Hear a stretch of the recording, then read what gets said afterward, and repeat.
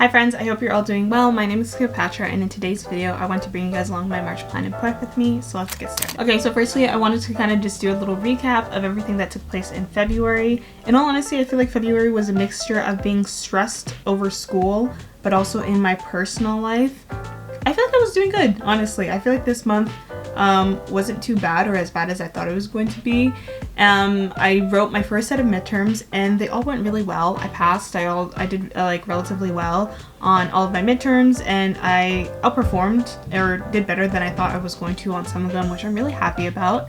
In terms of studying and school has been pretty good so far. I've been enjoying my classes. The only thing I've been stressing over is finding an internship, because I do need to do an internship for my program that I'm in right now, and I still haven't found one, and I need to do one this summer. So I think that's been something that's been on my back that I've been needing to address for a while now. I feel like in terms of my personal life, things have been also going very well. I've been taking the time that I need to like take breaks and relax, and I feel like that's really helped. And once again, as I said in my previous February, or my other plan and prep with me for February, I really wanted to take Fridays as like my day off where I just relax and I spend time with myself. And I've been doing that consistently for this past month, and that has made the biggest difference. I feel like having a day in the week where I can just forget about schoolwork and just forget about all the assignments that I have to do and just spend time by myself and just do a few things that I really like or enjoy has really made a world of the difference. And I feel like it's been like, I feel like it's allowed me to have like that reset day where I can recharge and relax and I don't know, just enjoy life and enjoy living. So I feel like I've really appreciated that. This month I started rereading the book of Proverbs. I'm not all the way done yet, but a few verses that stuck out to me were in Proverbs chapter 4, and it's from verse 10 to 13, and this is from the CBS version, and it reads, "Listen, my son, accept my words, and you will live many years. I am teaching you the way of wisdom. I am guiding you on straight paths. When you walk, your steps will not be hindered, and when you run, you will not stumble. Hold on to instruction. Don't let go. Guard it, for it is your life." So I think one thing that really stood out to me is the fact that I realized from this verse that I wasn't really spending a lot of time with God, or as like, how should I put it? I feel like I wasn't really prioritizing him in my life, that there were other areas of my life that I was spending more time on and I was putting more focus on, and I was kind of treating God as like an option or someone that I would spend time with at like the very end of the day when I was accomplished everything that I felt was really important in my life. I feel like when I read this verse, it really stuck out to me because it allowed me to realize that if I want to receive like godly wisdom, and if I want to remain on a straight path, I need to spend time in God's word. And I really did realize that I wasn't spending as much time in God's word. I realized this because I talk about reading a lot on my channel. I really do. I love reading books, and the fact that I can sit here and I can read a 300, 400, even 600 page book, and yet I struggle to read a few verses in the Bible every day, or I even struggle to read a chapter in the Bible every day. I feel like that was something that was kind of like bothering me and weighing me down. I feel like what we spend a lot of time in really affects and influences our beliefs, our perspective, and just the way that we choose to live life.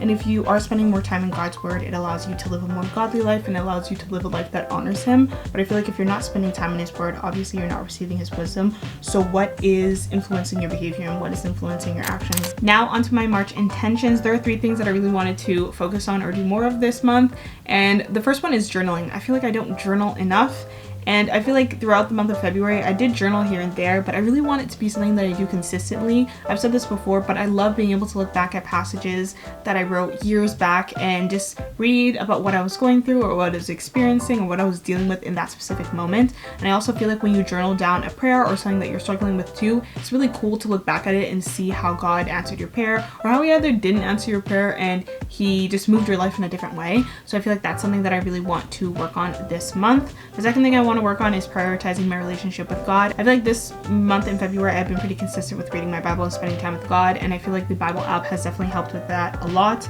in like doing like little daily verse, and it also gives you some time to like have like some quiet time, and like it gives you prompts that you can use to have some more like quiet time with God and just really spend time with Jesus. So I really do appreciate that. But I also do want to spend more time like actually going through like a book in the Bible and like diving deep and like, you know, actually like going through the verses and like interpreting them and like making notes about them, which I have been doing in the book of Proverbs. But in order for that to be consistently, I feel like I want to start off with doing that maybe like 4 or 5 times a week, and then increase it over the span of the month. So I'm gonna try that first and we'll see how that goes. And lastly, I want to be really disciplined, or I want to be more disciplined with sticking to a routine. I feel like I've been implementing like healthy habits here and there, whether that's, you know, time blocking or making my bed early in the morning as soon as I get up, and going to bed at a specific time. But I feel like I want to take all of those things and incorporate it into one routine that I do consistently. I tend to find that throughout the week when I'm going to school, I lack a lot of structure, to be honest. Like, I'll go to school in the morning and I'll get my classes done, but when I come home, I just don't, like, I'm not as efficient or as effective as I need to be. And I'm not saying like I need to get, I feel like the point that I'm trying to get at here is I'm not trying to develop a form of like toxic productivity, but I at least want to get a few things done. Like, typically I'll come home from school and I'll just sleep, which again, there's nothing wrong with being tired and resting, but I feel like when I'm doing that 5 days a week, that doesn't really give me much time for me to study or even for me to plan content or for me to edit things. And I tend to find that I'm always doing things to the last minute, whether that's an assignment or editing a video or even filming a video, and I don't like being under that amount of pressure because I also feel like I'm not performing at my optimal capacity. So I feel like designing and creating a routine that is consistent and both healthy is something that I'm going to work towards. And once I've designed that routine, I really want to be disciplined and stick to it consistently. Now onto the monthly favorites. I feel like this month I didn't really spend a lot of money on a lot of things. So the only favorite that I have from this month are my Uggs. I started wearing these. They're clean though. I cleaned them, so they're not dirty. But I started wearing these more consistently this month, and they are so warm and they are so soft. And I feel like there is a difference between like getting like the actual ones and like at least like a cheaper version or like a knockoff version, because I had like a couple other like knockoff versions that I had worn in previous years, but these ones are actually very warm. I like the way that they fit. They're very comfy, they're very cozy. And another thing that I've been doing to protect my Uggs is I've been spraying this shoe spray on top of them. I got this directly from the store that I bought the Uggs from, and it makes them waterproof and like water resistant, and it protects them. And yeah, I really like wearing them. They're very comfy, they're very cozy, so that's probably the only favorite that I have this month. I'm very excited for this next part. It is the book review. Last month I ended up reading The Perfect Family, and this month I ended up reading Hunting Adeline, and I powered through this book. I read this book very fastly. I read this book very quickly. I finished this in under a week, to be honest. I found that like when I was like in the midst of the book, it was really hard to put it down. I really enjoyed reading this on my way to and from school. But wow, a lot took place in this book. And after reading this, I did a little bit of research, and a lot of people are kind of upset with the author for writing this novel. I can kind of see where people are coming from. I feel like from a fictional perspective, I can see why people like Zaid as a character. I feel like there's something about him that like there's just like an exciting aspect to it. But we have two main characters in this novel, and the first one is Addie. Addie is very sweet. I love her. She's so precious. And pretty much she is an author, and in the beginning of the novel she ends up moving into her home, not her home, her great-grandmother's home that has already passed away. And pretty much throughout the process of her renovating this home, she finds out that her great-grandmother was murdered, and her and her best friend Dea make it their mission in this novel, or in this book specifically, to like investigate and figure out who was behind the murder. And then the next character that we have in the novel is Zaid. Zaid is very interesting man. I feel like his moral compass is so twisted. One thing about him, or one like main thing about him in this novel, is he has a company named Z, and Z's entire mission and purpose is to bring down trafficking rings and to help people that are victims of trafficking and just get them back up on their feet, or to ensure that these people or these victims aren't being targeted or trafficked, which I feel like is like a really cool thing that he is passionate about. And I love that he uses his like, you know, skills with like technology and hacking and all of that stuff to you know, help like the people in society that are more vulnerable. And throughout the novel we see Zaid and Addie's relationship like progress, and I feel like it's very interesting. One thing I really do appreciate about Zaid and Addie's relationship is how much Zaid cares for Addie, and he always wants to make sure that she is taken care of and that she is always safe. And I feel like because this is like a stalker romance novel, because Zaid is stalking Addie in like the first half of the novel until they like actually initially meet later on. I feel like when you think about this from a fictional perspective, I can see why people would like these types of novels, because it's really exciting. Like the thing with Zaid is like you just never know what he's going to do next.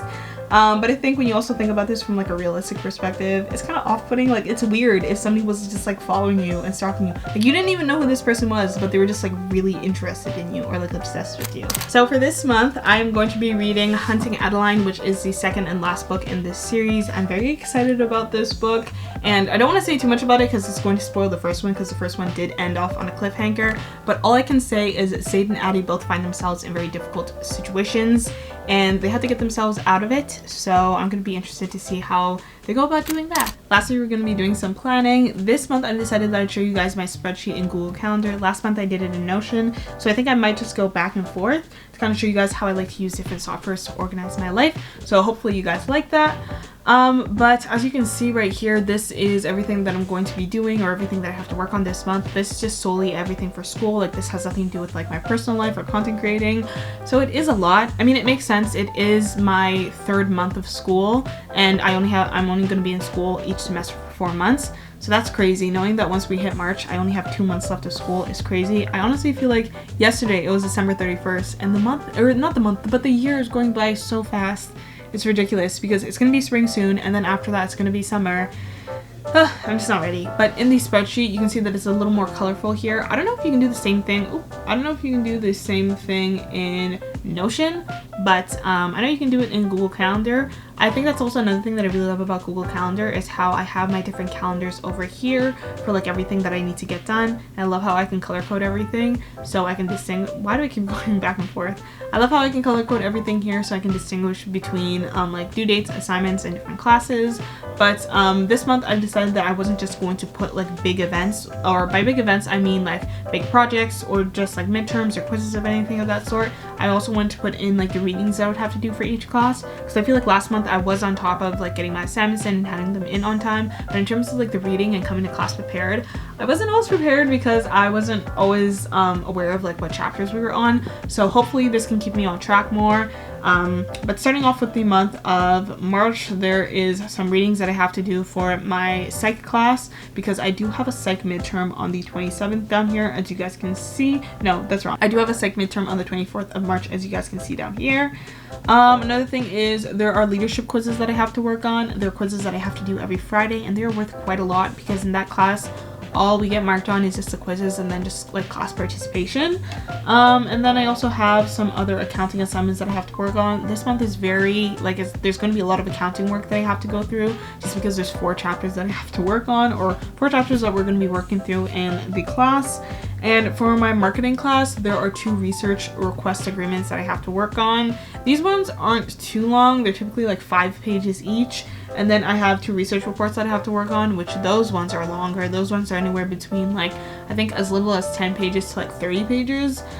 So I've done 2 so far this semester, and I think I only have 3 more, including the ones, I think I have 3 more, so 2 more, like the 2 that I'm showing you guys in March right now, and then 1 more in April, and then we'll finally be done.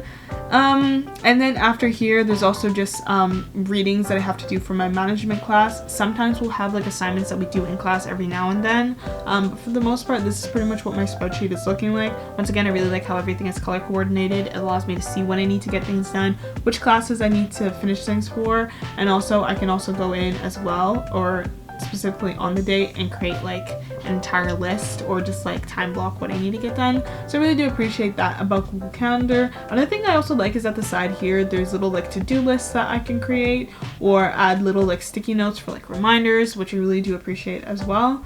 But yeah, that's pretty much everything for the month of March. That is everything for today's video. I really hope you guys enjoyed it. Once again, I am so excited to see what the month of March has to offer for all of us. February was a good month for me, but I hope it was a good month for you, and if it wasn't, I really hope that March turns out to be better. I really hope that this video inspired you guys, or helped you guys, or motivated you in some type of way, but I will see you guys again next time. Thank you very much for watching, and bye!